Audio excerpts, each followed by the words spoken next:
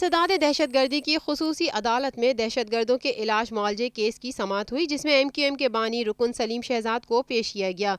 अदालत ने सलीम शहजाद को 18 फरवरी तक अदालती रिमांड पर जेल भेज दिया। जबकि अदालत में मीडिया से गैर रस्मी बात करते हुए सलीम शहजाद ने कहा कि ये सूबा और मुल्क मेरा है, कराची की सियासत कराची में करेंगे, जितने भी लोग हैं मेरे बच्चे हैं और मैं ही उनको पार्टी में लाया। जबकि PSP वाले बच्चे हैं, उन्हें बत्तख के बच्चों की तरह तैरना सिखाना है। MQM पाकिस्तान की लाताल्लुकी के सवाल पर सलीम शहजाद का कहना था कि मेरे पास सबके सवालात के जवाबात हैं, सबूत के साथ जवाब दूंगा। सलीम शहजाद ने कहा कि मेरे खिलाफ 300 मुकदमात बने जो NRO के तहत खत्म हो चुके हैं। इस वक्त सिर्फ यही एक मुकदमा है जिसमें मुझे गिरफ्तार किया गया। उन्होंने कहा कि मैं तो सबसे मिलने को तैयार हूँ, मगर देखना यह है मुझसे कौन मिलता है। ताहम कुछ दिनों में सियासी मुस्तकबिल का फैसला करूंगा।